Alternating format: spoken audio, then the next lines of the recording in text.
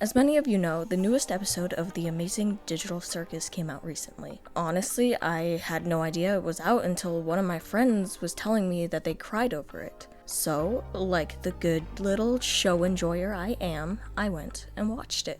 I gotta say, I was impressed. Now, I'll admit that I wasn't completely sold on the show with the first episode. It was a really solid episode, yes, but there was just so little to go off of. It was an interesting concept with interesting characters, and for a beginning episode, it was very, very solid. But there is only so much that can be done within one episode.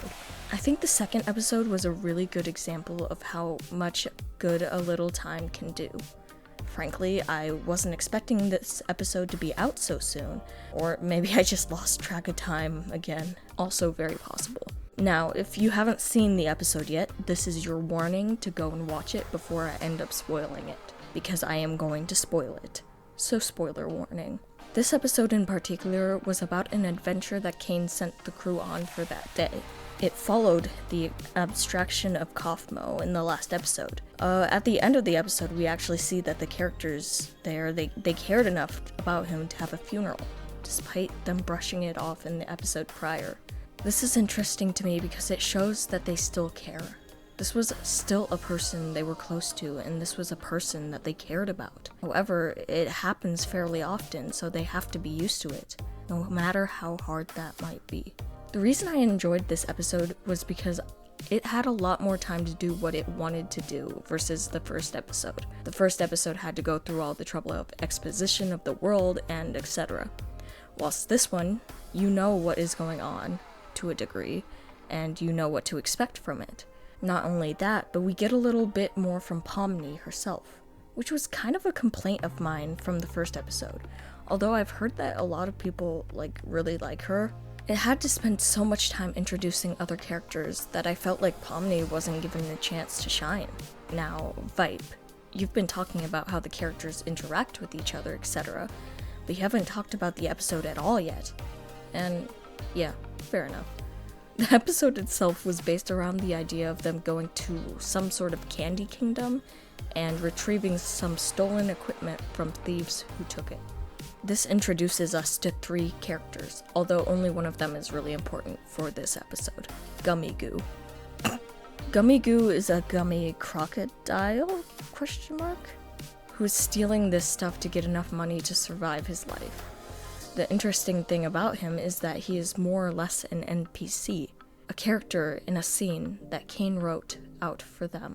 When they are chasing these thieves down, there ends up being an accident, and I believe that Pomni and Gummigoo end up glitching through the map.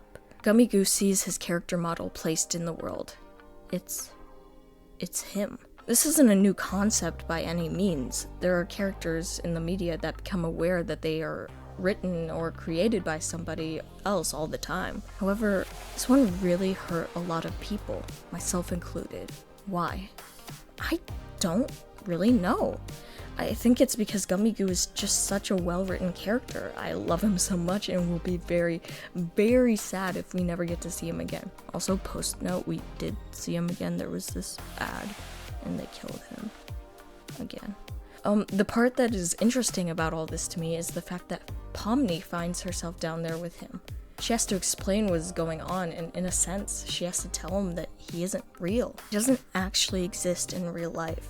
This is an interesting topic to me. Why? Well, it's interesting because despite what Gummigoo said about the whole thing, he is real. He's made to play a part in a role that may not be as important, sure, but someone still wrote him. They wrote him into existence. So, if you think about it in that sense, he is real. He is a concept, an idea that somebody wrote, sure, but he still exists now. He matters to those who he calls his friends.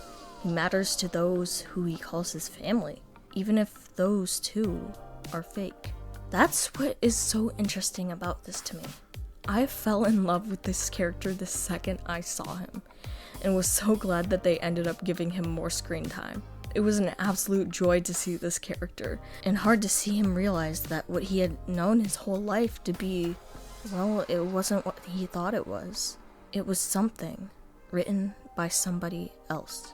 He isn't real. And his conversation with Pomni, heartbreaking, absolutely heart-wrenching. Though I really appreciated it because it showed us more of Pomni that we hadn't necessarily seen before. And that was something I enjoyed seeing.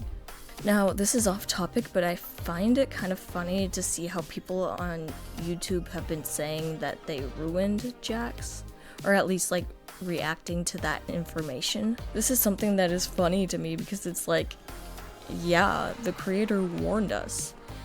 I don't really know the specifics of it all and haven't actually heard anyone complaining about it myself, but there are so many videos and posts that I've seen roaming around about it that I have to believe that this is the case.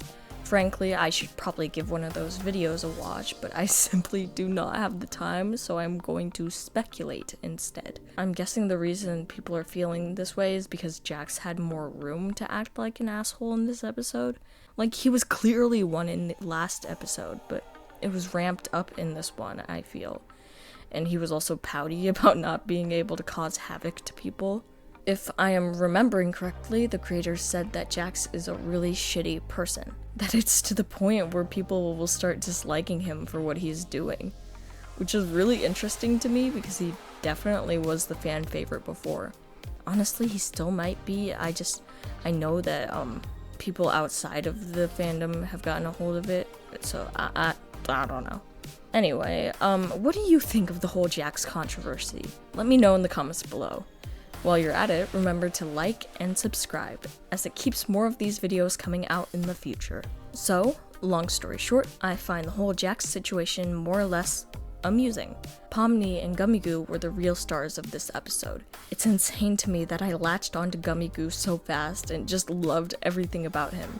The second I saw him, I kind of went, hey, that's a cool side character.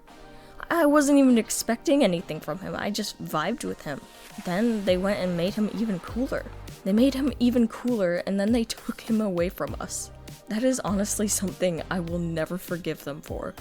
Gummigoo had better be alright, you guys. I might start a riot if he's not. Save my boy! Anyway, when all is said and done, I believe that this was a very successful episode. One that I think I enjoyed even more than the first.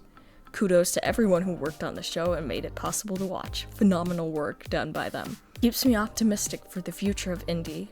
With that being said, thank you all so much for watching. I hope you all have a wonderful day. Please remember to like and subscribe, and as always, I will see you all next time.